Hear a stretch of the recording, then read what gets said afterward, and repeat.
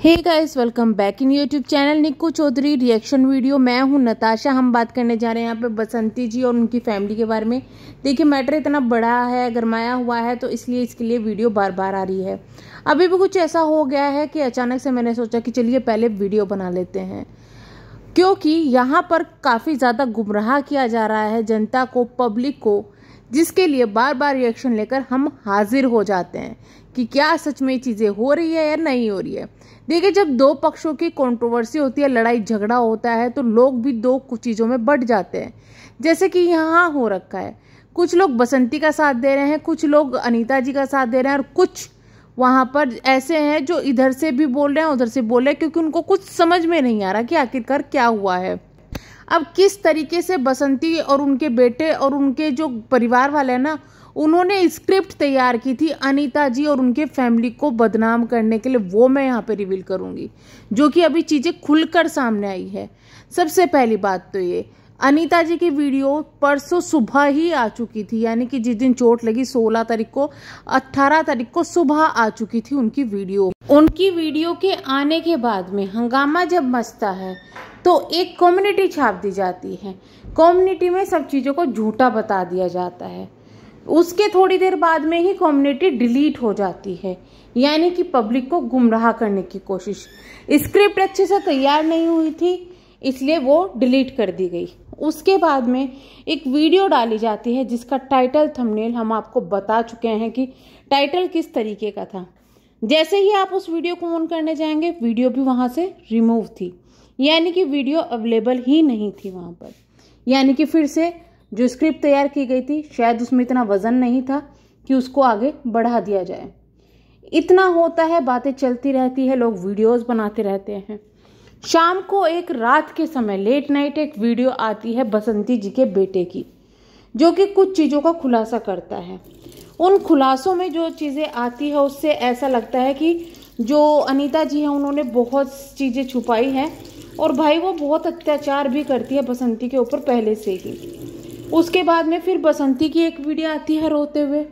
उसके बाद जब ये चीज़ें आती है तो लोगों का थोड़ा सा जो है चेंज हो जाता है, और उनको भी थोड़ा बहुत सपोर्ट करना शुरू कर देते हैं, वहीं पे अनीता जी को सुनाना शुरू कर देते हैं।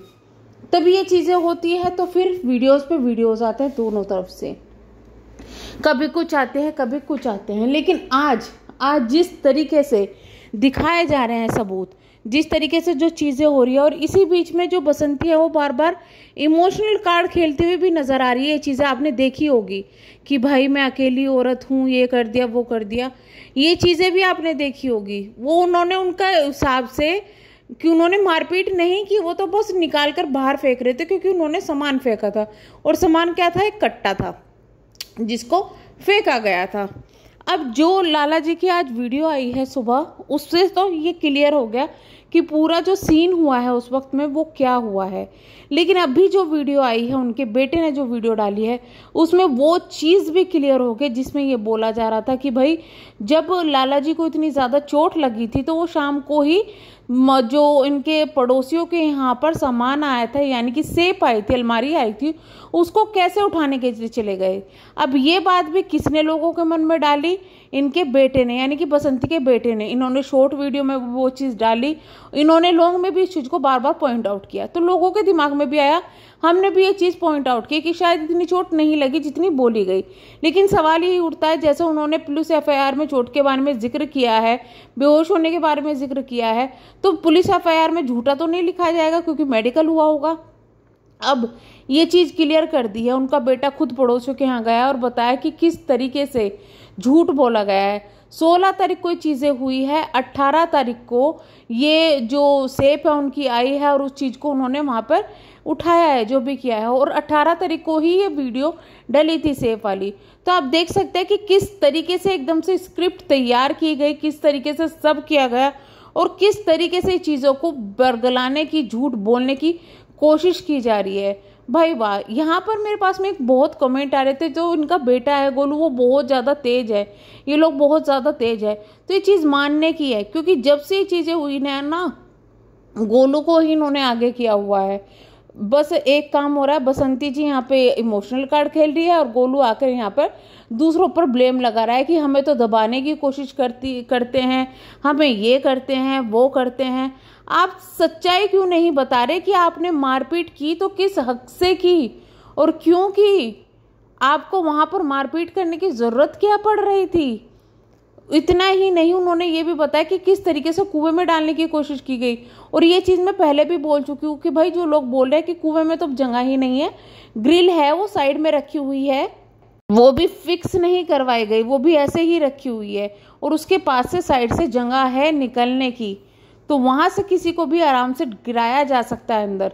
अब तक भी ये चीजें समझ में नहीं आ रही कि भाई इनके घर में इतना बड़ा हादसा हो गया, ये लोग उसको बंद क्यों नहीं करवाते? अगर ग्रिल भी डलवाई तो वो भी आधी जगह पर। तो ये भी एक सवाल उठता है कि आखिरकार उस कुएं में ऐसा है क्या जिसमें ग्रिल भी अगर डलवा रहे हैं तो आधी जगह पर डलवा रहे हैं, पूरी नहीं डलवा रहे हैं?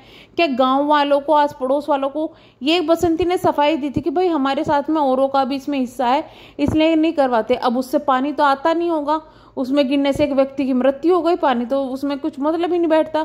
तो अब तो उसको ढकवा देना चाहिए था ना, भले ही ईंट सीमेंट से ना ढकवाओ, पर आप ग्रिल से उसको आराम से कवर करवा सकते थे। लेकिन यहाँ पर सवाल यही उठ रहा है कि ग्रिल को भी आधा ही क्यों छोड़ा गया, उसको भी पूरा क्यों नहीं ढकवाया गया, ये भी सवाल उठता है। और आपको एक बात बता दूं मैं, जब इनके घर में कंस्ट्रक्शन वर्क हो रहा था, अनीता जी के घर में, उस वक्त में यहाँ पर कुएं को बंद करने की मांग हुई थी पहले ही, जब तक दीपक जो है उनकी मृत्यु भी नहीं हुई थी, उससे पहले ही ये मांग हुई थी कि भाई ये कुआं जो है इसको यहाँ से बंद करवा दो, इसके ऊपर कुछ डलवा दो जिससे कि ये बंद हो जाए, जिससे हादसे ना हो। लेकिन उस वक्त भी जो ये बसंती जी और दादा है, इन्होंने वो चीज़ करवाने से मना कर दी थी कि नहीं भाई हम नहीं करवाएंगे, हम नहीं बंद करवाएंगे। तो उसका हादसा हुआ, दीपक जो है उनके पति की मृत्यु हो गई। लेकिन उसके बाद में भी इतना बड़ा एक्शन नहीं लिया गया कि एक्शन ले रहे हैं तो फिर आधा ही ले रहे हैं, उसको पूरे को बंद नहीं किया जा रहा। अगर कोई चीज़ ऐसी है जो बहुत काम आ रही है भाई, कि पानी उसके में पानी निकल रहा है, उसके बिना काम नहीं चल रहा, तो वो एक अलग चीज़ है। लेकिन यहाँ पर अब भी सवाल उठता है कि आखिरकार क्यों उस कुएं को भी इस तरीके से खुला छोड़ दिया गया।